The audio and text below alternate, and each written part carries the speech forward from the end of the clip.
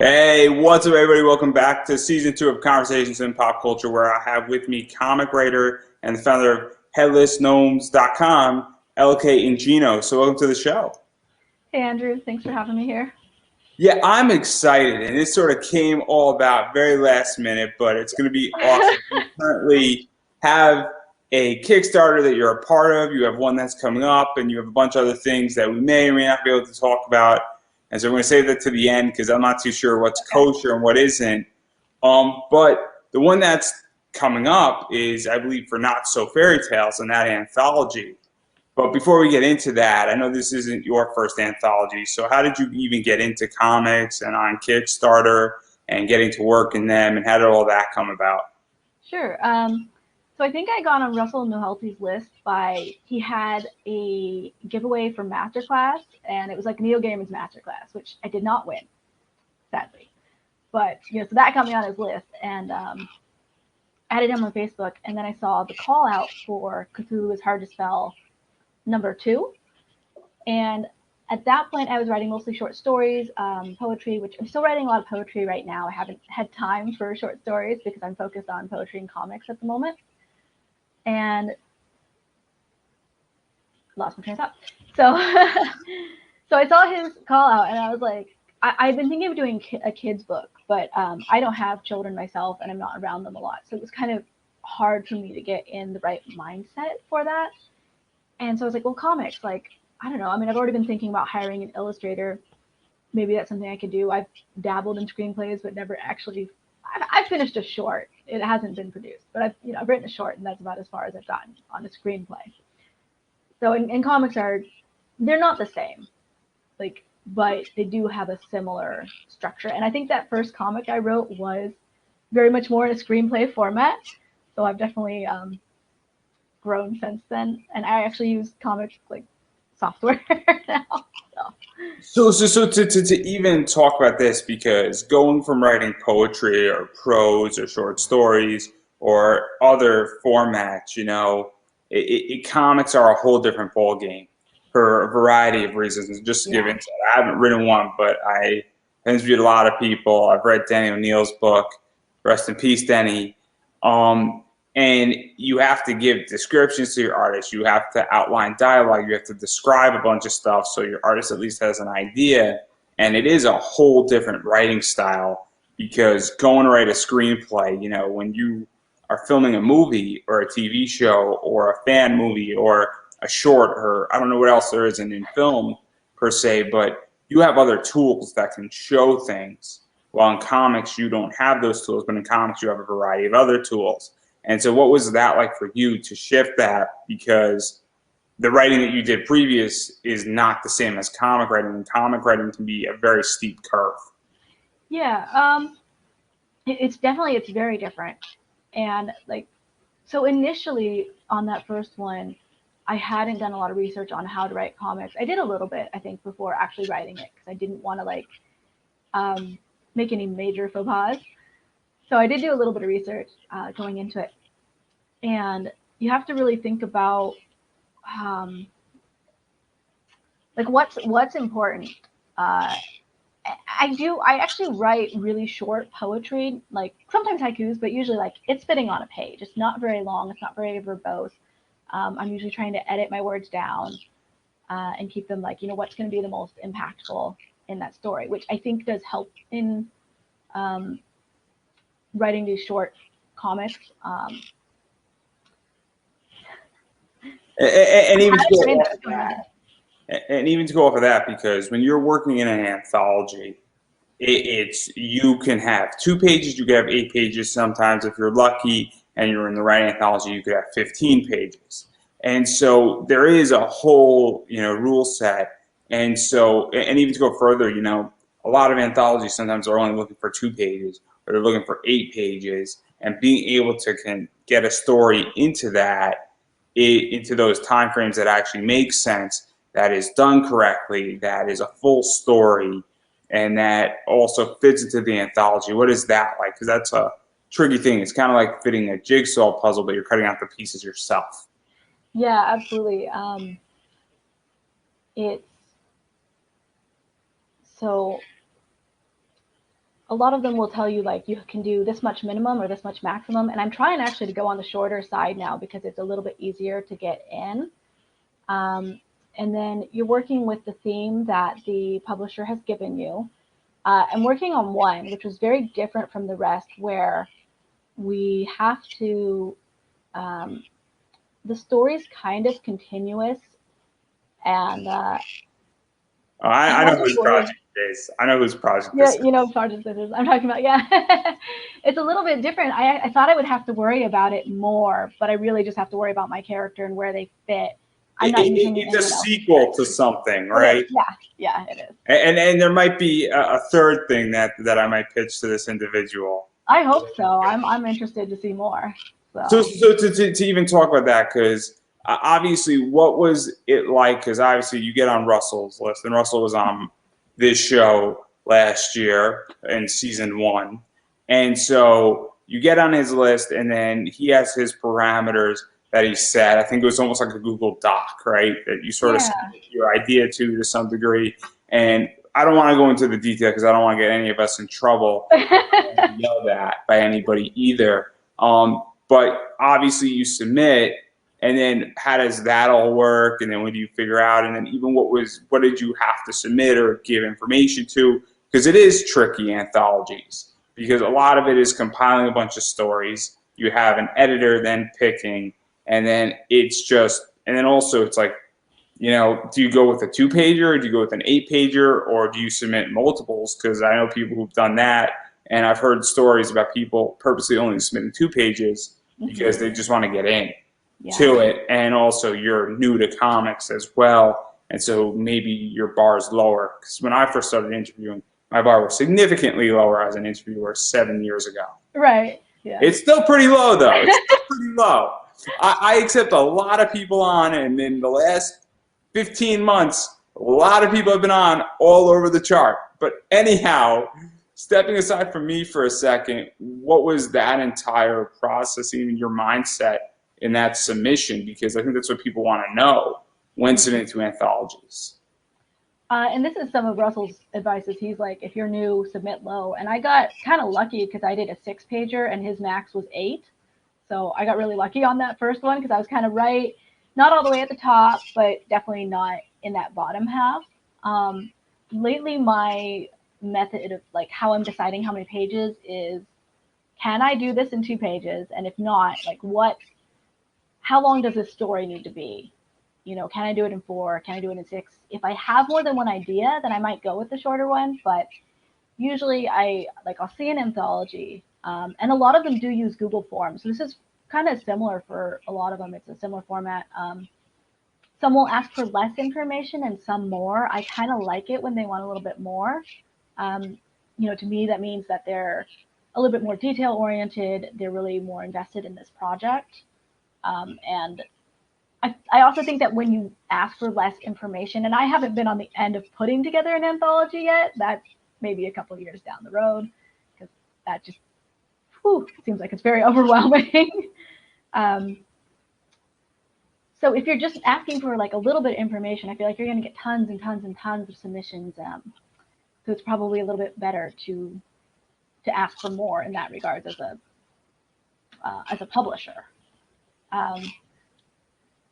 So circling back around to, yeah, I try to keep it on the short side where I can, and also because as a writer, I have to pay my artists. So it's much easier if I can do less pages. If I can make that story work, then I have a better chance of being able to. Because if I've been accepted into 8 right now, and I just can't do anymore.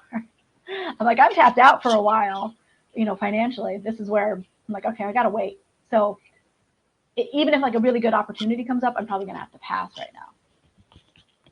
Yeah, to even talk about that, that's one of the things. I'm in a very different subsection in the comic world as a comic book investor. Mm-hmm. And this is a problem, is that I have fiduciary positions, both to fund a variety of different investments in my life, not to mention I got a bigger project that's sort of on the DL right now for a little bit, and I'm hushing about it.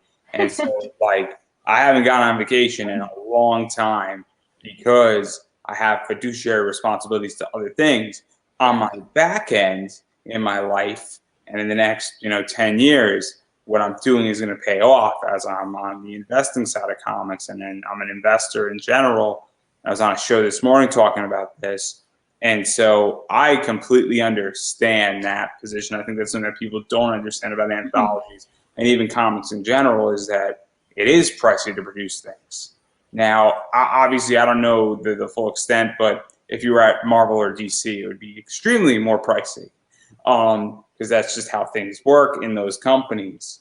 But even sticking with this story, so how'd you go find Abby? Because I think you work with Abby Butler a lot. Yeah, And we're doing 3. Let's see, so we did Cthulhu's Hard to Spell 2, and then we are working together on 3 anthologies this year. Trying to think. Neverland, I think, actually finished early April, insofar as the deadlines for art. So that's all done. And then we have 2 more that are coming out. And I found her when I did a call out on Twitter, and that was in response to Russell's post. Because I was like, okay, I have this idea, but now I need to go find an artist. So I posted on Facebook, Twitter. How does that work? Because I threw out calls on Twitter. I get more response on Facebook. And that can be a very tricky sword, because everybody can jump on it, nobody can jump on it, and it can get really, really complicated. And then also you have to have a vetting process. Yeah. Now that I've been doing it more, I pretty much just ask on Facebook. Now that I'm in a lot of the comics groups, at that time I didn't really know where to go. So I would definitely advise going on those groups now. But it worked out well in this instance that we connected and found each other on Twitter. So that was very fortuitous. And I was very lucky in that regard. I don't think I got a ton of responses at that time for that one. It was maybe, this was a while ago, I want to say maybe 10 or something. And so I'll look at everybody's art and see, does this style fit? I won't always have like a particular style in mind, but sometimes I do. And it's a mix between style and rate and what I can afford and also how I want it to look. So you have to balance those things. And now if I post in Facebook, it might be like 50 replies. So I just kind of look through everybody's portfolios and say, hold your horses, I'll get back to you. Well, my favorite website is ArtStation. I love ArtStation. I think ArtStation is the key to everything, and ArtStation has everything, and I mean everything. Yeah. If you want an Overwatch skin, ArtStation is the way to go. And it's crazy because a lot of people in comics work in video games, work in a variety of different segments in society, and it's wild who works where and who works for whom. And as an interviewer, it's fantastic in which that it's just awesome, the fact that legitimately people who are coloring comic books have also designed your favorite Overwatch skin, which is insane when you think about how far somebody can go. But even getting into this for a story, and correct me if I'm wrong, I believe in Cthulhu's Hard to Spell 2, your first story was Home Hunting, the Apocalypse Edition. Yes, yeah, that's correct. And that's kind of fun because lucky couples trying to find a house. House might be a good house, might be a bad house. We don't really know exactly what's going on with this house. And where did this idea come from? Because it is fun. It's a short one. It's not like, over the top long. And it's just like a nice little short, self-contained story for the most part. So I got into a little bit of trouble because I had forgotten that we needed to be PG-13. And initially it was a little bit of a different story that I had to rewrite. But it was kind of a similar thing with a reality show. So I'm sitting here going, oh my gosh, I have to rewrite this whole script. I have no idea what to do. And then I'm just like, you know what, let's continue with this reality show thread. And I was like, okay, we're going to do home. Is it House Hunters? I'm like, now I can't remember what the actual show name is. But anyway. House Hunters? Remodel this house? Yeah, I don't know. There's like 20 of them. Whatever one it is. And if you go to like a doctor's office, those are always in the background. But I've never really like sat down to watch one myself. So I had to make myself sit down and watch them, and they are not my thing. But just to get that format, I was like, okay. So I really just modeled it off of that format. Um, Obviously, I had to really pare it down because you cannot fit an episode of a house hunting show into a 6-page comic the same way that they do it in the show. So it was a little bit, if you took one of those shows and kind of like sped it up, that's kind of what it was like. And obviously 6 pages is what, maybe like 70 panels at best, if it, on the high end, and on the low end. Really high end. What I mean, what usually there's like what, 6 to 8 panels on a page. Yeah. Even four is pretty good. I've been trying to really mix it up. I have a couple now. They're like 2 pages. I don't have any splash pages yet, and especially in anthologies, that's not common to really have a splash page. They're just too short for it. So on the low end, I would say I now have 2. I try not to go to 8 though. It can be a lot, even though it's maybe not as uncommon. It can be a lot to fit in there.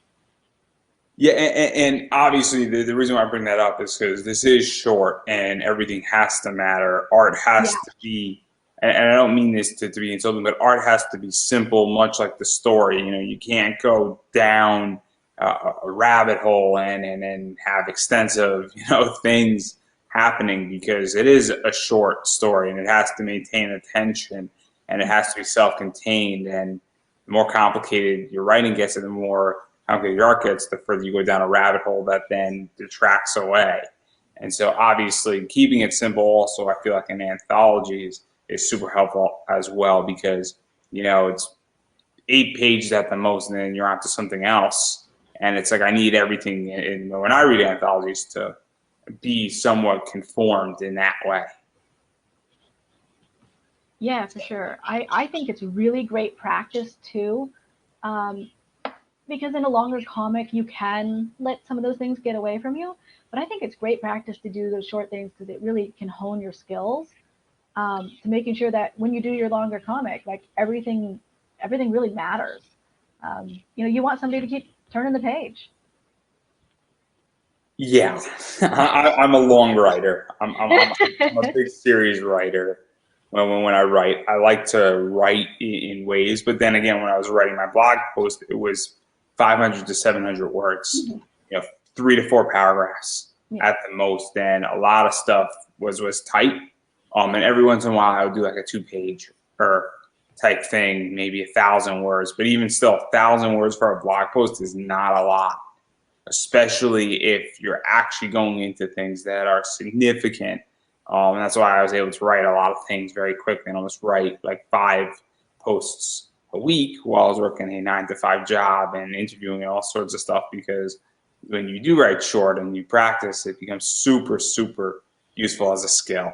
It's effective. But then again, I like to write long too. And I like to very complicated things down. I've written like a 30-page white paper at the same time on student debt. So white papers are meant to be a little longer, aren't they? Oh, I went deep into it. Okay. I went deep into it, and my boss was like, "Whoa!" it was a cool piece to hand in. But even going further, because one of the things about Cthulhu is hard to spell, is that a lot of people who were in all different walks in the comic world worked on this. Yeah. Some veterans worked on it. Some people who are sort of in the middle of climbing the ladder, people at the bottom of the ladder, and people who probably are sort of aside to the ladder, or for lack of a better word, worked not really in the main comics world. That too, some dabbling. And so what was that like? Because anthologies have a lot of advantageous points. And one of it is that you have, 15 to 30 creative teams involved in promoting it. And those people are now not competing with each other because they're pushing their book, their story in the book, but the book's all bound together, if that makes any sense to anybody. And so there's real funding advantageous points. There's real, growth. There's also real opportunity for, a veteran to give an opportunity to a newbie, for lack of a better word, getting noticed. And also it gives opportunity for somebody who has an amazing story to get noticed because now they're associated with something. And so what was that like for you? Because there was a lot of benefits for you to be involved in this story. maybe significantly more than some veterans who were trying to keep their name out there and do something cool and have just a story in between their Kickstarter that was, they did this in month 5 and then the Kickstarter's coming out in month 6. I think for now, the biggest benefit was getting to connect with everyone. I mean, I don't think I got to be Facebook friends with everybody on the anthology, but I did really, connect with a lot of people and make those connections. And so for me, like, it maybe hasn't translated into actual, sales or profit or anything like that at this point, but just getting to like know people in the industry, I mean, that's like, you can't really put like a figure on that. Do you also feel that it has also just gotten your name and it's your first notch? Because one of the things I was speaking with Lori Foster and we were speaking about this is that sometimes you just need to get your name in there. Yeah. As an interviewer, sometimes you just need to get your first 20 interviews. It doesn't matter. And you need to just get a big name in there because then you're taken more serious the next person you hit up. I was very lucky that I had some very big names when I first started my other show 7 years ago. And it's given me a lot of credibility. And, I knew the right people and it was very helpful. And nobody was asking the right people either at that time. But all of a sudden, when you have 10 interviews and 4 of them are mainstream comics and are significant mainstream comics, like a Paul Levitz, who was on my other show, gives you a lot of credibility for other things. And so that's how I view some of this as well with you, is that all of a sudden this is your first notch. And now, okay, this person has a project under. Now I'm going to actually say, oh, I recognize the name. And now I'm actually just going to say, okay, what is their idea? Before it's just being thrown away, somebody's actually going to take a look at the idea. Absolutely, yeah. I haven't really actually name dropped it a lot, but I have a couple times. So I would say it has helped some. For some of the anthologies, it kind of depended if there was a spot where it felt I could do that and not feel like I was just trying to push it, Oh, I name drop everything. But some of them don't really have. It's like, okay, here's your name field, here's your pitch, and that's really it. There's not room for extra information, so I just kind of put it in there. Oh, yeah, in forms, I put all the extra information. I will legitimately put, when I'm pitching to be on shows, I legitimately say, here, who's been on my show, and here is whose show I've been on, and I don't really care. It's right in the pitch. So I should name drop more. Exactly. It's super efficient, actually. And especially when you know the right people, and name dropping can be very, very helpful, especially with the right people. Anybody who knows their salt, and knows their shit, for lack of a better word. I dropped Paul Levitz in a DC conversation with an old-time veteran. It opens up more doors than anything else. I drop different things with certain voice actors, opens up doors that they normally wouldn't say, but they said, I get it. You've done A, B, and C. I need to be on your show because if I'm not, then it's a problem. So super, super helpful. But that's enough of that. That's a whole inside baseball discussion. I'm slowly changing the way you do business. In the middle of an interview. This is how talented I am. Imagine if I had more tools in my toolbox, what we could accomplish, everybody. Right. What we could accomplish. But anyway, I want to talk about your other anthology that's currently going on that you're a part of, and that is Tales from Neverland. And this is a bit of a step away from Cthulhu. Yeah, Neverland, Oz, and Wonderland are like my favorite worlds, I guess, or pre-created like fictional worlds. They were like what I grew up with from childhood. So. Well, there's one company that does it the best, but I know who is going to be watching it and sending. He's not going to be too happy when I say that. That's something that is a whole different ball game right there. But anyhow, how did you even get involved in this anthology? Because you have a mermaid type story and it's a very interesting story that's out there. So how'd you get involved in this? There was a call out in one of the comic book anthology groups, and so when those come in, I just kind of look through almost all of them, unless I can tell right off the bat that it's just like not my subject matter. Um, and then see, when's the deadline? Because sometimes I'll see some and it's like, deadline's next week. I'm like, okay, that was cool. We don't have time. That's just not enough time. What's the deadline? Is it something interesting? Do I have the budget for it? And then if I don't immediately have an idea, I'll kind of set it aside to see if I'm interested enough, will something come to me?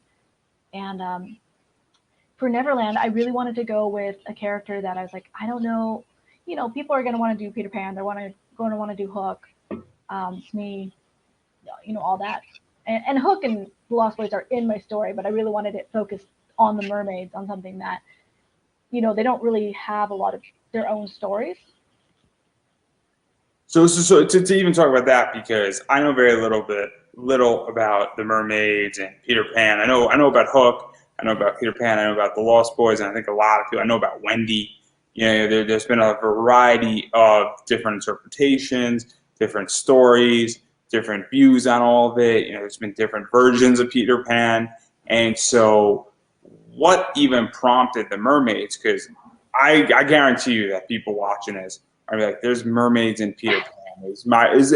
And I know it sounds funny, but it's a legitimate question where I don't know anything about this. I don't even remember any of this, and it's slightly confusing that there's mermaids in Peter Pan, and obviously Hook's in there, and then there's Treasure, obviously, and there's some of the mermaids sort of being bored, but where did all that come from? Because that's something that's very much out of left field, and I think what most people think of with Neverland. Yeah, it's in the movie they have just like a very small scene or two where they're getting jealous of Wendy, and they're all fawning over Peter, and they love Peter, but they don't want her to have any of his attention. So I just kind of wanted to explore their lives a little bit more. Like, what are they really doing? What do they get up to? What other sort of adventures do they have? And being mermaids, they can't go on land, or they're not flying, so they don't get to experience all of Neverland the way everybody else does. So they're kind of, confined to certain areas. And they're very mischievous. Yes. And it's very interesting in that regard, and obviously getting that, and they're sort of baiting Hook a little bit, and they're sort of teasing the Lost Boys a little bit, and obviously there's the crocodile that's sort of involved in this all too, and they may or may not get somewhat what they deserve a little bit in this story. So because it's a playful story in many ways. Yeah. Where it's not intense, it's very playful, and it's kind of just fun, and it's I find less intense than Cthulhu is hard to spell too, and I find this just more in line with Disney, if that makes any sense. As much as we want to still stay not Disney, but yes, more in that fun vein. Yeah, more to the degree. Maybe Disney's not the right word. Maybe more to the degree that this book doesn't take itself too seriously, or your story doesn't. Right. Yeah, I would. And I haven't had a chance to read the other stories, so I can't speak to the. I have a feeling they're probably all over, the gamut from serious to humorous. Let's go some of that. So yeah, this is a very fun story. It's a little bit more for me, more in the fantasy realm than it is in the horror realm, where obviously Cthulhu.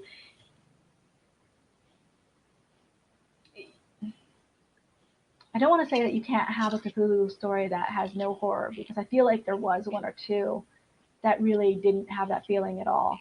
And even like the Home Hunting Apocalypse Edition story was primarily humor, but it ended it not well. Yeah, it had that horror element. Cthulhu obviously has more of a dark overtone to it. Yeah, exactly. By nature, Russell in Cthulhu Invades Oz wrote a very not horror story of Cthulhu, that I guess comic ended the entire thing. I think Travis started that, so that's Travis Gibbs' entire project, Cthulhu Invades Oz, and it's a fascinating. And I don't know if there's any books left on that. You can get it digitally. It is a super limited print run a graphic novel. It is not a comic. I don't know if you can get it. There might be some on eBay. It's one of those cool. He had it on Indiegogo, I think. After the yeah, he had some, but I know that they might have sold out. I'm not too sure if they're still up there or if he took them down. We were speaking about this, and it's slipping my mind, so I'm sure he's going to yell at me at some point when he sees this, just like everybody else. But he'll come back on the show, which is nice, for either the second or third time. But it's very interesting but Cthulhu definitely has a dark overtone to it. And even the story that Russell wrote, it's very, very Scotty Young, cartoonish, bright colors that has a very dark tone to it. And so this, on the other hand, has more of a light, playful touch to it. And you feel like you're actually in Neverland versus saying, somewhere else. Right, yeah. It's a nice touch to actually be able to play into the world that you're in.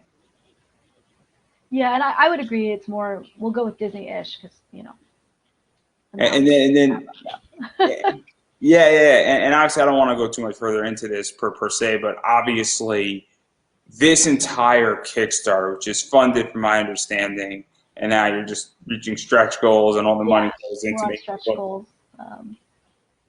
And then every dollar now goes into making the book better, obviously getting people taken care of and all that stuff with anthologies. Obviously, if there's sometimes money gets kicked into the next anthology. But this is a very different anthology because this is not as, in my opinion, I say this not to be disrespectful, but not as large as Cthulhu is hard to spell. And two, and there's less stories in here, and there's more of a centerpiece on the creators, I feel, where there's less just creative teams in general in this book. And I think that there's more of a spotlight on you. So what is that like? Because I feel that every creator in this book in particular is getting a little bit more of a spotlight because there's just less noise going on. Not saying there's anything wrong with having a big anthology book, but when you have 60 people involved in a book versus having 30 people involved in a book, people get lost in the shuffle. Yeah, this one I think it did come together a little bit quicker. But less chefs in the kitchen. Yeah, but yeah, exactly. I want to say I think our timeline was a little bit shorter too, but it's also black and white, so you cut out the time needed for color. That helps because that also helps a lot of things. Black with the printing and is a whole different ball game where coloring, printing costs, how to get things over, because even taking the cost aside, coloring could take 2 days to do for somebody who's very efficient, or a week technically. And I mean, we're talking about 8 pages, but it's also when you have a coloring for those who don't know, you have to, I don't know the correct term for it, but it's like you got to block out the color. It's matting. Flatters do. Yeah, flatters. Flatting. Yeah. And so sometimes people don't know how to do that, and you got to bring somebody in. And flatting could be, $15 to $20 a page, but it's still an expense. I actually got solicited by a flatter, which is crazy because I'm not an artist or a writer. I'm an interviewer, which means the person didn't do their homework on who I am. It's a big issue. But I think it's funny because I have that sense of humor. You probably, and this goes out to every flatter, don't bother me unless you want to be interviewed and make it explicitly clear, and don't send me your page rates because that just makes absolutely no sense. But even that, because the flatter is going to take a day, and then the colors is going to take 2 days, and that delays the book, and then you have 7 stories. Not everybody's going to be doing it all at the same time. Yeah. It's a big time issue. Not to mention that I don't know how much colorists charge per page, but everybody differs. But it's probably an added at least $500 expense for the 8 pages, give or take. I mean, probably a little less, but yeah, it's an extra expense for sure. Maybe a little less. But my point is that when you go black and white, you don't have to do all that stuff. Yeah. and all of a sudden it makes a huge difference, and that's why black and white comics exist. And then on top of that, also you have a slave driver, Chuck Peanut. I can say that because he's coming on, and he's been on twice, and he knows I'm joking when I say it. But Chuck does a lot of editing for those who don't know, and obviously I'm joking around when I mention Chuck. So what is that like to actually have an experienced editor working on this book and helping put it together? Because it does make a difference as well. It does, yeah. And he's working on my stories in particular. I don't think he wasn't working on other stuff in the book unless I'm unaware, and he was working with someone else too. But he's been working on since after the first Cthulhu. I've just like, all right, Chuck, you're looking at everything. Because I got accepted into like, I don't know, 2-3 anthologies that he had edited. I was like, okay, Chuck, you're my lucky charm, so I'm So to even talk about that, because there's a whole discussion with him and a few other people about editing. And I've had editors look at things, not comic related, but when I was in college, I wrote a 30-page thesis. I had an editor look at it, and I paid somebody. Wow. And their job was to make it sound better, help with grammar, and then do the whole works. And actually, but their job wasn't to change my opinion or change what I wrote. Right. Their job was to make it sound better or make it sense. And I purposely hired an editor who disagreed with my entire thesis for that very reason. So I thought it was funny to some degree, and I also think we're going to do a better job. Yeah. So when you have your editor and hire an editor, what is their role in your book? Because it is complicated. Somebody say, look, I don't really care what you think about the story. I just want to make sure that I'm not missing something. Or I want to know what your opinion is on the story, make sure that the script makes sense, make sure that an artist is going to understand it enough that they could go off of something. And, if you spot any major flaws in this, let me know now. Because there's all sorts of different editing, because that people need. Somebody might say, I'm a great speller. I don't need you to worry about spelling. I need you to make sure this legitly has a good start point. The middle makes sense, and I'm not skipping 2 pages to get to the end. So that's what I'm trying to figure out is how do you work with editing? Because it's a fascinating topic. So I know not everyone does an outline, but Chuck is with me on this. That I do outlines for pretty much all my comics. I don't know if I did one for a 2-pager I'm working on. What is an outline for you? Because this is a good question. Because what is an outline versus script? Because if I'm to write a comic, I'm writing a script to give to my artist. My script is going to have notes. It's going to have a variety of research. I'm not going to just hand my artist something and be like, here's my script, good luck. But I'm actually going to write out like what is supposed to happen. They're going to have 28 pages or 22 pages of where they need to go, and they're actually going to read it before they start drawing. So I do an outline before I do the script. We do then do the full script. We're not skipping that step. Because everybody works differently, and that's why I'm curious about this, because I think it's fascinating how people work. It's not real. It's kind of like a bullet list, except I don't bullet it. So, but it's kind of just like, okay, this is what's happening in the beginning.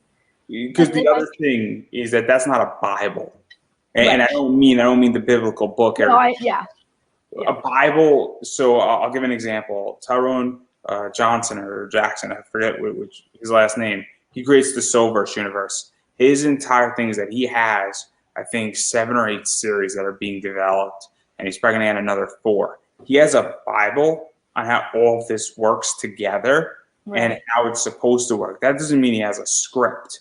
So that's a whole different concept. When you have a universe, you have a Bible and you have rules. So in your world building, it's so interesting how that works, because that's not an outline. That's a Bible, and those are the rules. And Thomas Johnson has a Bible and a rule set and where things are supposed to be, and almost an entire design catalog. And you can't have person A shoot a gun because they don't have an arm.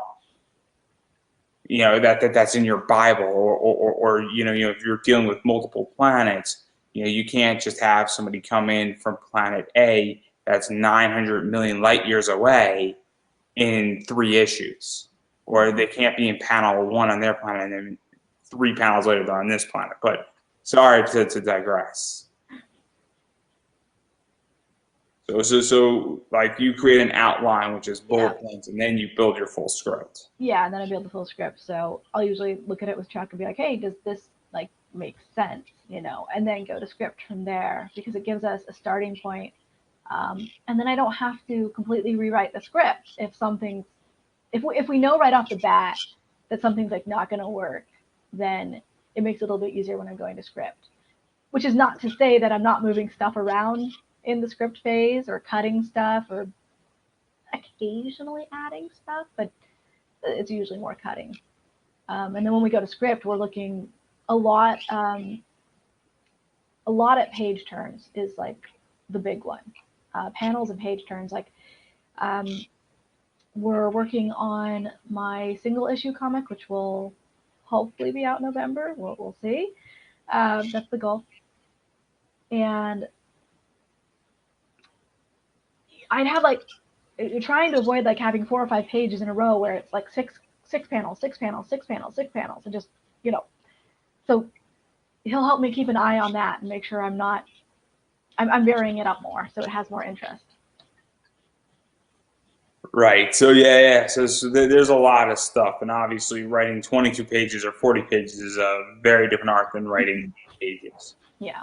Especially in an anthology where you have to grab attention, and they're different writing styles. So obviously, I want to stick on this one for a second here. There are a few other things. Obviously, there's a bunch of rewards that are going on right now, and so I got pictures to show. So I like pictures. So this is the cover by Moog Park, and I think this is cover B. And then obviously that's the physical issue, and then this is by Greg Bow, and this is cover A. And so obviously, what is that like to have because I think this is in graphic novel format versus in comic format. Yeah. Which is nice because it actually is, a little bit sturdier. It's meant to be more read. It's not. I come from the world of comic collecting and variant collecting, and so I come from the world where I do not read comics. I legitimately stare at them and I get them graded, and then I sell them. This is meant to be read, which I think is nice with anthologies where they're meant to be read. So what is it like though to have 2 covers that people can choose and 2 different artists with your project? Because it is cool to have that. Yeah, as a consumer, I like having those choices too. And it was hard for me, even though, a lot of anthologies will send you a copy, not all of them, but a lot of them. I still like to try to back the Kickstarter just because it helps, helps get that momentum going, showing that support. So, but I had to make my own decision, and I was kind of like, oh man, I want both, but I know I'll probably get them later. So, and then even to go further, because one of the nice things about this Kickstarter is that while you have a choice of both covers, you could one or other, or you can get both. Yeah. One of the things is that it's a very simple Kickstarter. You have 3 options, and there's no other like major goodies. There's no being the next thing because it's obviously a one-off. There's no signing or anything like that, and nothing is too crazy with it. And it's not all that expensive to get both. Obviously, it's $25 for either or cover, which is also nice, meaning that like it's not $30 for cover B. So that's kind of nice. Also, where if you're just interested in reading this anthology, you don't feel that you're being price gouged out. And I feel like it's a very fair book price for sure. And I also like the fact that both covers are the same price. So, and I don't like when it's like, I understand a variant, I understand that, but I have had anthologies where cover A is priced this, and cover B is priced this, and cover C is priced that, and it's the same thing. It's the same soft cover, and it's just like at a certain point, it's a turnoff for me as a Kickstarter backer. And so I like that, and I like the fact that people do have some choice, but you also have limited choice with this. So that's kind of where it is, and I wanted to show both of those things so that people who are watching this and see this understand that, hey, you can go one or two directions. And then, unless you have like a big name DC or Marvel artist, it's like, you know, charging $10-15 more per cover. You know, I mean, people have to really, really, really want it. it happens. It happens, and even without those names, it happens, and it's unfortunate. It's unfortunate. It really is, and it's not good. And I've seen people that have not that charge reasonable positions for covers that are not DC, Marvel, and to work for them, and it's great. It's fantastic, and they're the big artists. I know that Don Matee, Elias Chazudis on Kickstarter, it's like $20 for their variant, which is reasonable because it's in line with what they normally charge for other companies and their variants on Kickstarter, which is more than fair. So keep that in mind, everybody. And then obviously I do want to talk about the other stuff. I don't know how much we could talk about. I know that we could talk about Not So Fairy Tales. Yeah, Not So Fair Tales. Not So Fair Tales. Yeah. Yeah, see, I tend to do this. It's really quickly, though, because we all know what it's about, though. Right. See, this is what happens. Your mind then jumps, and then it just puts the Y in there automatically. Or at least mine does. I'm sure I'm not the first person who was referring to it, but this is cool because it's a 172-page hardcover book. Obviously, it's focusing on fairy tales. There's a lesson in there somewhere. It's got a classic fairy tale thing, and well, might be slight twists to them, and there might not be happy endings to some of them, but obviously there is this focus that a lesson in a lot of them, and it's a learned lesson. And so this is cool, and I know this is launching, I think, on May 31st. Yes. So a little bit over a month from now. And so a lot of cool stuff going on. Obviously, what can people expect with the stories? What can people expect with the art? Obviously, this is a bookshelf book versus something else. It's the type of book that should be on a bookshelf. I don't know if people know what exactly that means. The way I define that is that it's going to look really nice on your bookshelf. So, and also I know that people can get 40 pages for free if they sign up for the email list. I haven't gone through the full preview myself yet, but I've seen a lot of the various pieces as they've been coming out, and the art is just, it's so much fun. There are so many great teams in this one, and I like and dislike that it's a unique size, so it's like almost a square. I think it's really cool to have something in a different format, but then I'm going to have my graphic novels go boop on the shelf. Yeah, let's actually talk about that, because I'm curious, because books can be weird. So I don't know if you know the book Polar. Polar is a weird book on how it's read. It's almost like a flip movie book type thing, where it's definitely square and it's rectangular. At least one of them or two of them are, and maybe some of them go back to normal. And I've seen also books, and I think Russell did a square book at one point. Yeah, he did. I have that one, yeah. And it's weird. And I'm not bashing anybody on this point, but it's a weird thing, and it's definitely weird to look at. It's especially if you have, bookshelves. I used to have a lot of bookshelves. If you go back on YouTube with me, you'll see my background used to be a lot of manga books and a whole graphic novel wall. And it is weird when you have an outlier.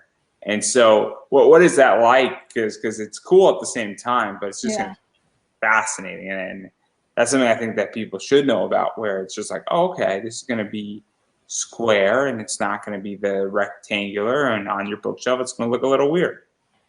Honestly, as much as I like that uniformity, I have enough outliers now that it's kind of like, well, oh well, they're not going to be all the same height or the same depth or... Yeah, I have a lot of poetry books too, and poetry books are the worst for uniformity. Other than most of them are small, I would say that's like the common thing, is that they're mostly small. But aside from that, they're tall, they're wide, they're short, they're all over the place. I like my books nice and uniform. I like hardcover books too. I love hardcover books. I appreciate it. I love it, and it's just how I do things. So I have a particular set of books that I enjoy, and I can't wait to put my bookshelf back up. It's going to be beautiful. I would But say as a rule, like the biggest thing is that don't make, like if you have a series, don't make those different sizes. Like at least make your series fit together and look good together. yeah, they should all be the same book. I don't think people mind if certain thickness changes a little bit, and Oh yeah, thickness is fine, but height, depth, ideally. unless there's a reason why you're doing that, and every once in a while there is. I have to let Airbender do that.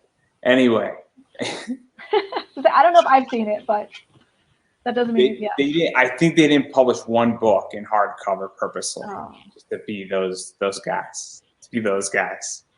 But anyway, I digress because there's a bunch of stuff, and obviously this is launching on May 31st. I don't know what the rewards are going to be for this. Obviously, I think getting the standard edition. I'm not too sure if there's going to be another edition. There might be some other things that get thrown in there. Obviously, this is a much bigger anthology project. Yeah. Your goal is 12,000. So it's a much higher goal, and there's other things going on with it, and obviously I think there's going to be a higher quality paper attached to it, and obviously it's a hardcover book. I don't think this is going to be done in soft cover, from my understanding. No, I don't think so. I don't. Yeah. So obviously there's a lot of stuff going on with this book, and obviously, I mean, we're about a month out, so things can change, and I don't want to push too hard on it because again, I don't know what you can and can't say. Yeah, I'm not sure. I've seen the preview page, and I'm like, I don't know what I can. So. It looks good though. It looks like I'm like, oh, I kind of want to get all these, but I don't. I got to hold myself back from, backing everything and getting all the tiers. It's a problem in which that I'm now starting to back off, and I'm going to be backing off for about 2 months on Kickstarter. Yeah. Because I've backed a lot of projects in the last first 4 months of 2021, and I got to back off where things add up really quickly. Yes, they do. I actually had 2 whole weeks where I think I had nothing in my backlist. Like wow, this is the first time I haven't had anything there for a while. There's a bunch of stuff that I'm just passing on because it's not that it's not good, it's that I legitimately just can't touch it, and I have enough things to worry about monetarily wise, and that's a thing that's unfortunately going on. And I do want to talk, and we might as well touch upon that at the moment because obviously Kickstarter has gotten very interesting in the last 3 years. In the last 15 months, Kickstarter's become beyond fascinating with what's going on. Obviously, big names have come into Kickstarter. More projects have come into Kickstarter. Apparently, Tom Hutchinson from Big Dog Inc. corrected me on this, where there were more projects in certain points in 2020, and there was more funding, and the success rate and the funding rate was higher back when there was more projects. And now that there's less projects, the funding rate is lower than it was back then, which technically makes no economic sense. What could have to do with the eyes on the page, maybe? I'm not too sure, but economically, I don't think it should make any sense. Right. And because my theory on Kickstarter, and I don't really know the answer, and my theory could be wrong, is that if there were more projects on it in the middle of a pandemic, when people have less money or money's tighter or more Americans are saving money and more Americans are servicing debt, then Kickstarter funding with more projects would fail. That's my argument. That's my thesis. Apparently, the data has not stated that. Yeah. And so it's very interesting, that evolution. Obviously, more big names have come into Kickstarter. And even where do you see all that, and where are you on that? Because you're now a part of Kickstarter, and you are obviously are involved in 2 projects so far, and a third one's coming, and I know you have a few more, and I know a few of them that are out there that are going to be occurring. So where do you even all see Kickstarter going? Because it's a very interesting place to be. And I don't know if it's a bubble. I don't know what it is, but obviously it's gone through a massive change in the last 15 months, in the last 3 years on top of that. Well, this year, all things going well, will be my first actually doing like my own Kickstarter. So I haven't had that experience yet where I've had to run one. but even being part of it and being subjected to it and seeing it and also seeing the massive changes, because whether you're running it or you're a part of it, it affects things. And obviously, and I know you're new, that's why I'm curious about this, because there have been people who've run like 40 of these and have been doing it for the last 10 years, and they view things differently than the people who are just involved in their first few.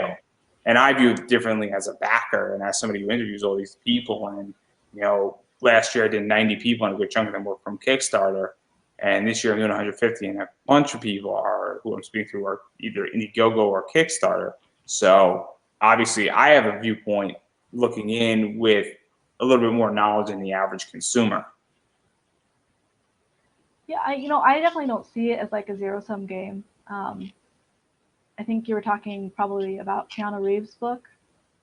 That Scott Snyder, Charles Soule's book, you know, Todd McFarlane. I mean, it's not boom. I mean, Power Rangers did like a lot of money. It's not I didn't see that one. it's not just though Keanu Reeves' book. Look, Marvel has a game that they teamed up with somebody that's almost at $1 million plus, and it's comic related. I mean, it's not just Keanu Reeves, 1.4 million. It's a lot of people stuff. Jeff Lemire is on Kickstarter. So, and I'm not saying they don't belong, but there's a whole discussion of, you know, where is this even going? What does the future look like? And I'm curious because I don't have a project on Kickstarter. And so I can only comment on what I think and what I perceive in economics and as an investor of comic books and buying and flipping and selling. I have a very different opinion than everybody who's running a Kickstarter, because I have a business position on it. Mm-hmm. And even when I back Kickstarters, I have business positions on things like that, and it's a whole different ballgame. So I view this very differently than everybody else does, who I speak to. So I'm curious where you even think all this is going, because it's a fascinating position. I mean, I think it is good to get more eyes, you know, people who haven't been on Kickstarter over to Kickstarter. I mean, and while I say it's not like a zero-sum game and, you know, everybody has their spot, there is some base level of, you know, like we were talking about, you know, backing off on backing stuff, where sometimes people just aren't going to have, even if they want to back your stuff, they're not going to be able to. So there's always that in the background. But aside from that, I think if you're putting out a good project, the more people coming to Kickstarter to see it, that, you know, the better. So if these names are getting people on Kickstarter, I think it's generally more of a good thing than a bad thing, without having the numbers to support that. Yeah, I mean, even AEW is on Kickstarter with Butts and Seats, which is Dirk Manning's project, and with Tony, I can't say his last name, so I'm not even going to try. But it's a super interesting sector, and I mean, I view crowdfunding. That crowdfunding is getting very, very interesting, and and obviously it's just super interesting what's coming out there, and also that I feel, and I don't know how you feel about it, because obviously you back things and I back things, and you're a creator as well, and I'm on the investing side, you know, of this entire trade per se, where I love competition. I find that there's a lot of better projects. There's a reason why I have to back off, because I've backed a lot of really good projects. Yeah. You have to back off now, because I am legitimately, my goal was to spend maybe $80 a month. And in the first 4 months of 2021, I spent like $700 on Kickstarter. And it's a real issue. I mean, maybe that's an exaggeration. I probably spent about $500 in the first 4 months. It's a real problem, because there's a lot of good stuff, and I'm like, oh man, I have to back this thing. I got to back this thing. I got to back this thing. If I don't back this thing, I know I'm missing it, and I'm missing like the book of the year, and so I am now backing off a little bit, and even though I'm backing off, there's still things that I want that I know that I'm missing. Yeah. And it just can't be financed. And so like that I think that's the biggest problem right now, is that there's too much, or everything is coming out at the exact same time. That's a problem. So that's how I feel. And I don't really see that I don't really see it dying down though. I don't see it dying down in the next 18 months. I think in the next 18 months it's going to die down for a very different reason. We have a little Kickstarter bubble I happening. think well, what's going to happen, and it's a very negative thought, and a bunch of people are going to not like what I'm about to say, but I have a feeling in 2023 we are going to be in very much a recession, and I think money is going to be tighter. And statistically, there's a lot of reasons why I think that. A lot of top analysts on economics are saying it. Again, I'm taking an investor position on it versus a creator's position. Yeah. I think that's going to be a problem. I don't think it's coming for another 18 to 24 months at the latest, but 2023 is going to be, I think, when some of this stuff dies down, because I think money's going to get a lot tighter for people, and I think people's projects are going to also have issues. And then on top of that, I also think that people are funding, but I don't know how much they're overfunding as well, and that's a whole different ballgame with Kickstarter as well, because you could fund this project, not I'm making sure I get the name right, Not So Fair Tales. Mm-hmm. It's 12,000. If you guys fund at 20, that's amazing. But if you only fund at 13,000, that's not. You fund the book, but Right. and at a different time, because that's also happened in 2020 with people's books, is that they met their deadlines, but they only did $1,000 over, where the year prior, and they did like another book in the series, they did 5,000 over. So it's getting very interesting, and obviously that kind of leads me into COVID and talking about cons and all, because I think that's had an effect on this as well, both positive and negative. And so I don't know how many cons you've been to and anything in that realm, but not as somebody with a table, only as an attendee. So this is super interesting. So I'm a fan panelist. I don't get paid. I just present my panel. I get a free ticket. Nice. I'm broke, and I found out how to get in for free. So what do you think cons have to do to come back? Because beyond vaccination of everybody, and also sort of gain the trust back of people, because I think people are starving for content and wanting to be back and socialize, but also it has to be done safely. It has to be done responsibly. You can't have everybody back in and then everybody gets sick. And take on COVID for a second.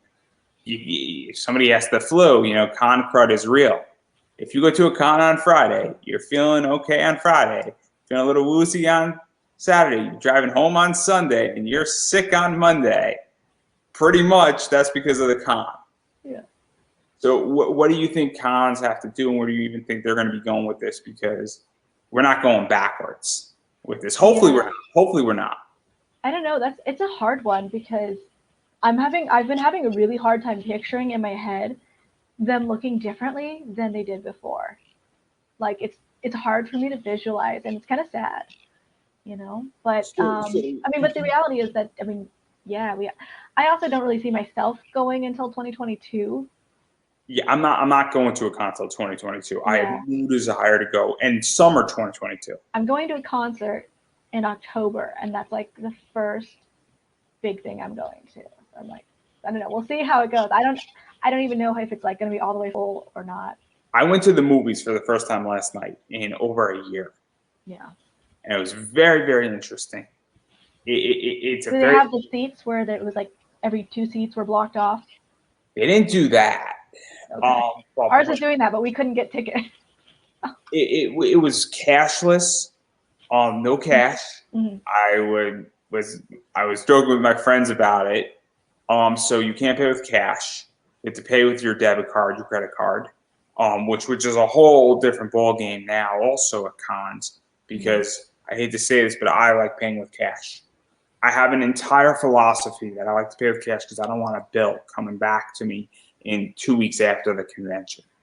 Yeah, because if it doesn't process right away, I hate when it doesn't process right away. And because statistically, you actually spend about 11% more on your debit card when you start your debit card, because it doesn't register, it doesn't cause you a reaction of you actually giving something up and sacrifice. On your credit card, you spend anywhere from 17 to 21% more. So when you go to a con, the two worst enemies, there's 3 enemies at a convention: the ATM machine, your debit card Oh and your gosh, credit yeah. card. If you take away my ability to use cash at a con, I am going to be upset because you are legitimately costing me 11% more to 21% more. Yeah. Well, Okay? and you have some vendors will have the fees for the debit credit cards too. And also if you're now a seller, if you make me pay the fee, I'm gonna be furious because I'm gonna negotiate that down. That's coming out automatically on my end, where I'm gonna not be happy. And then secondly, now if you have to process a credit card thing, I mean it's gonna affect prices, especially on items that are like $1,000 items, which get sold at cons every second. You know, and if you don't think they do, it becomes very, very expensive because it's like $30. It's 3%. It's a lot of money, and so it's a clusterfuck, and not to mention the elements of cosplay, not to mention attendance, not to mention panels. I mean, I speak and I have 200 people in my room. You take that down to half, I'm not going to be happy because I'm trying to grow my brand. You legitimately just cost me money, so I'm not interested now. Celebrities, whole bunch of stuff. So. Do you think they can do temperature checks quickly? So I've been thinking of doing temperature checks through the check-in, and check-in sometimes registration feels like so slow already. Oh, I'll tell a quick story about Anime Boston. Anime Boston, they had a Pokemon tournament. Didn't go to the Pokemon tournament. It's relevant. Basically, these two groups got into a scuffle, and one of the groups drove 9 hours and got a bunch of guns, and we're going to bring it in to the con to sort of start something. And I guess, I don't know where it was going. It was stopped. Now, as a response in the Heinz Center, because of that circumstance, they now need to put everybody through a metal detector for Anime Boston. Now, Anime Boston, they didn't have the problem, but at that convention, everybody goes through a metal detector. Yeah. Everybody gets like their bags searched. At Anime NYC, everybody gets their bags searched. I don't think I've been to one here that didn't have a bag search. I don't think we had metal detectors. Maybe we did. My point is that if you have temperature checks now, I mean, to go through that metal detector, it took like 45 minutes. Yeah. To everybody on that first day, and what a nightmare! What a pain in the ass! And it's annoying, and it's difficult, and it delays things, and it's invasive, and it's really a time issue. And so there you go. That's a problem with all this. And temperature checks are going to be a nightmare. I know they're going to be a nightmare. It's going to be bad, and God help us all. But that's a whole another hour. We can talk about cons and how they're going to be playing out. But it's a mess. And I'm in Palm Springs, California, so it gets. We had our convention. They didn't have it before COVID. They stopped it. So I don't know if a new one's going to pop up.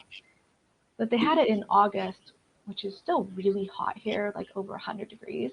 So just being outside in that, you like kind of run a little bit hotter automatically. So temperature check in 100 degrees. I think all these cons are saying they're running in August. They're running in September. They're running in October. I got a feeling that a bunch of them are going to cancel because even though vaccinations are rolling out, it's not fast enough. It's not fast enough, and also I don't think it's safe yet. I don't think it's safe, and I understand you have to live your life, and I'm all for it, and everybody should do what they want to do. But I don't think there's going to be the money there. I don't think that the turnout, and I don't think these cons are going to break even. On some of these cons are going to go broke, and they're going to lose money because I think it's going to be a massive problem. I think that they're going to have less people coming. I think we're going to have less vendors. And I think it's going to be a very interesting experiment. Like AwesomeCon, which is in DC, is running in August. And my response to AwesomeCon, I used to live in DC. I live in Connecticut now. My response to AwesomeCon is good luck, because I think you're going to have half your attendance, maybe 60%, but all of a sudden, for a con to be profitable, you need to have a certain number of people to make it profitable for all the parties involved. Yeah. And you as the con might break even, but if your vendors aren't breaking even, your celebrities aren't breaking even, your artists that you involved or paid for a table aren't breaking even, God help you, because they're not coming back the next year. Yeah. So having tabled that, I don't know what else we could talk about, because I know you have that sequel book coming out. I don't know if you could say what it is. I know that you have Cthulhu is Hard to Spell 3. I think I could say that. Yeah. Um, Yeah, I think that's been publicly announced on Facebook. So I know that other book sort of has been spoiled, and I know that right. Travis's project isn't gonna get you or me in trouble per se. I know it's sort of a secret, but it's sort of not. So I don't know if you want to talk about it, you want to risk it. I don't know. I sent him a message. He didn't get back to me. But obviously that's going to be an interesting book that's coming in, and he's doing some interesting stuff. So if you just type in Travis Gibb, I'm sure that people can figure it out. Yeah. It's Cthulhu related. Look, Yeah. I think that's a pretty safe way to put it. Not to say that he's ignoring me. I'm sure he's just busy. No, he's probably As just everybody is. Yeah. He's just ignoring. I know it. Aww. I used to say, Travis, if you don't answer me, and I put something explicit in there. Gets back really quick. He knows I'm joking when I say this too, which makes this even funnier. Like since 2020, it's just, and I'm bad at replying to people myself sometimes too. So I'm just, until it gets to be like 4 days or something, I'm like, all right, they're just busy. Well, I just ignore problems until they become bigger problems. But that's just me. So I don't know. Obviously, those two things. So and there's nothing to talk about because I don't want to get you or me in trouble. And then you got a bunch of other anthologies coming up. They haven't really been announced as far as I know. So So and then obviously let's talk about your website, because your website's interesting. There's a lot of information up there. I need to it's a little bit not up to date just yet. A little behind. And so obviously it's, I believe, headlessgnomes.com. Yeah. And so obviously that has a lot of social links in there.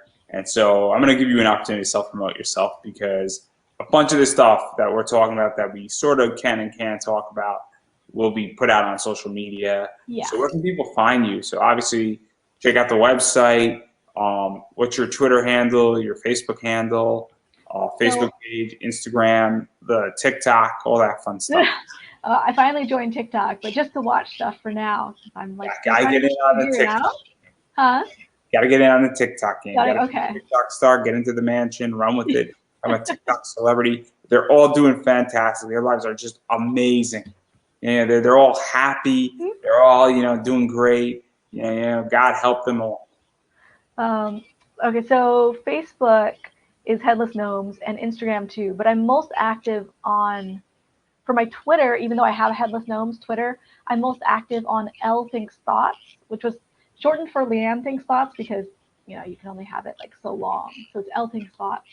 And then my personal Instagram, Leanne Thinks Thoughts. So I'm a little bit more active on those two, but on Facebook, Headless Gnomes is probably my most active one. So I know it's not great for branding. Yeah, and then obviously you're going to be updating your website and all that stuff that you just mentioned on Twitter and Facebook. Obviously, as you can announce these things, I'm sure that you're going to put links up to it. You're going to put links up to the Kickstarter. Obviously, the Neverland Kickstarter is currently going on May 31st. Be on the lookout for that Kickstarter. Whose name? Lots of Fair Tales and May 31st, and Neverland is. We got like 4 or 5 days left. It's a short campaign. It's like So whose name is that under? And the reason why I asked that question, if you know it, is that it's a really quick way how to look it up. Is that you can have Kickstarter names super efficiently. Yeah, Neverland. One's currently going on. Yeah, Dren Publications is the so James Mashia. I'm sure I'm butchering that. Is the publisher, but Dren Productions LLC is the Kickstarter account that it's under. And also, it's in the link up above for those who are needing to check it out. That obviously you could click that link, whether you're clicking it on YouTube or Facebook. Obviously, that's a place, as well as your website's up there. And on that note, as I've been saying, you have to support indie. And typically what that means is you have to wind up backing Kickstarters, picking up issues of people that you like and you enjoy their work, it goes a long way. Obviously, a lot of these people are not associated with big publishers. And so when you actually back their project, it helps to get their project funded, helps to pay the art back or the writer back or even the binding or the printing of the book. And obviously you're getting the book. And so if you like what you see or you find anything interesting, you should back it. Or, let's say that with a publisher who has a few other stories out there, let's say you don't like their Kickstarter, but you like another thing that we spoke about, you should go to their shop and pick up that issue. That also is significant. And you don't have to back every single Kickstarter. It is not your taste, but if something they do is your taste, you should obviously pick that up. And it goes a long way in that realm. And I get it right now. COVID's tough. People have been out of work. People are saving money. More Americans in the last year have saved more money, and the saving rates have gone up significantly. A lot of people are using their stimulus check to pay down debt. Please continue to do that. Also, please make sure that your house is paid for the next month, your rent paid for, your water, your electricity, your food. If you've got a wife, husband, girlfriend, boyfriend, make sure they're good. If you got kids, make sure your kids are good. It's super important to make sure your kids are good, make sure your dog's good, your cat's good, your goldfish, ask your goldfish how it's doing. You never know, it might respond. It might give you a bubble. Yeah. It might just say hello to you, goldfish, the snack that smiles back. Anyway, on that note, please take care of yourself first and foremost before you go back to people's Kickstarters. Because times, while things I think are moving forward and things are getting better, it is a long road out of hell. And I think we are just in the infancies of getting things back, and it is going to take a while. So please make sure you're financially stable. And if that's the case, follow on Twitter, follow on Facebook, follow on Instagram, share on Instagram, Twitter, Facebook, because while you might not be able to afford it, it is super important that somebody may say, this is an awesome project, I want to check it out.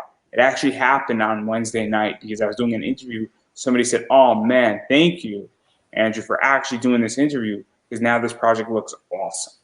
And so that person wouldn't have gotten another backer if it wasn't for an interview live while we were doing the interview. And so super, super helpful. And that's just me doing an interview. Imagine if a bunch of people shared it to all their friends, and all of a sudden, would have driven a lot of traffic. So please keep that in mind. And it's super important to share Kickstarters, comment, engage, like people's page, follow them on Twitter, and all of it's free. So on that note, I'm going to give you the final word. Oh, final word. All right. It could be multiple words too. Not just one. Okay. Well, I was just saying, on the website, I am going to have a 4-page comic in the next month and a half or so available for download. So check that out. And yeah. So I call everybody on my newsletters called Nomies. So I always say, have an awesome weekend, Nomies. Couldn't have said it any better myself.